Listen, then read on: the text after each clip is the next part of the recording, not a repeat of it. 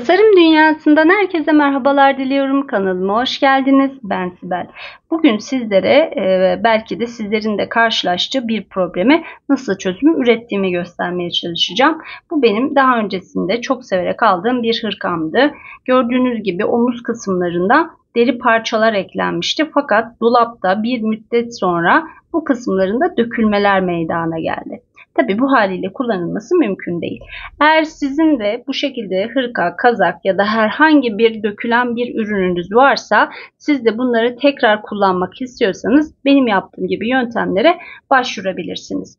Tabii ki benim yaptığım yöntemi aslında herhangi bir kazağınızı, hırkanızı ya da süveterinizi, eteğinizi farklılaştırmak amacıyla da yine kullanabilirsiniz. Bu kazak da boğazlı bir kazak. Yine çok severek kullandığım bir kazaktı. Omuz kısımlarına deri parçalar konmuştu. Fakat zamanla bu deri kısımlarında dökülmeler oldu ve ben bu deri kısımlarını elimle güzelce temizledim.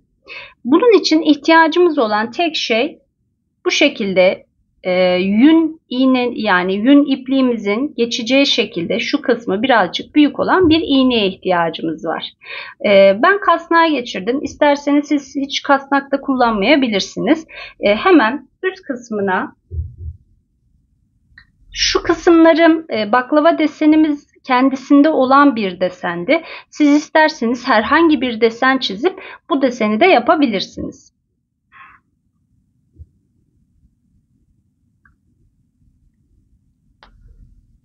Hemen şuradan alttan iğnemi geçiriyorum.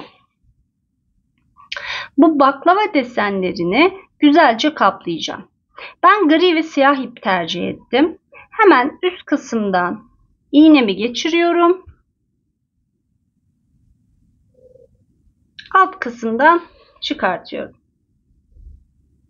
Tekrar yan tarafından iğnemle geçirdim.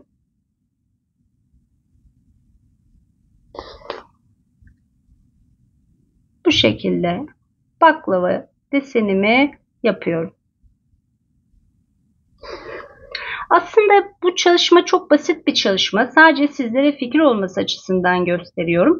Bu çalışmayı isterseniz punch yaparak, yani bu kısımlarına punch da yapabilirsiniz. Kumaşımız kalın olduğu için buraya ekstra bir kumaş koyup yapmışlar. Ama siz örgüye yapacaksanız örgüye punch daha kolay yapılacaktır. Yapabilirsiniz. Ya da boncuklarla yine ince ya da pullarla buradaki istediğiniz deseni çizip üst kısmına gelebilirsiniz. Nakış yapabilirsiniz, çiçekler yapabilirsiniz. Ben herhangi bir desen yapmak yerine bu baklava desenlerini iplikle renklendirmeyi ve daha sade ve daha şık bir şekilde yapmayı daha çok istedim. Tabii ki burada seçim biraz da size ait.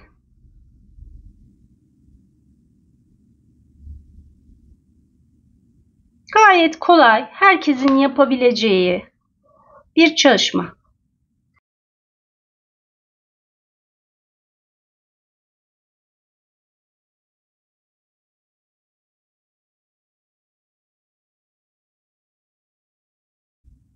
Şimdi bu kısma geldim.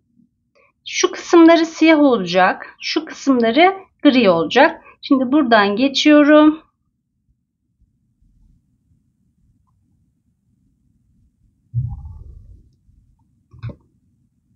İkinci baklava desenimize geçiyoruz. Evet, ilki bitti. Şimdi sıradaki. İsterseniz bu kısımlarını kumaşla da kaplayabilirsiniz.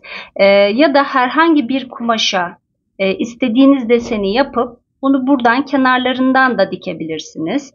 Ya da bir tül, ince bir tül, siyah bir tül olabilir. Bu kısmına geçirebilirsiniz. Aslında yapılacak çok fazla alternatif var. Sadece sizlere bunların fikir olması açısından sizin de böyle bir sorununuz varsa farklı şekillerde ürününüzü dönüştürebilirsiniz şeklinde bu videoyu çekmek istedim. Umarım sizler için de fikir olmuştur. Diğer tarafını yapmıştım. Hemen bakalım.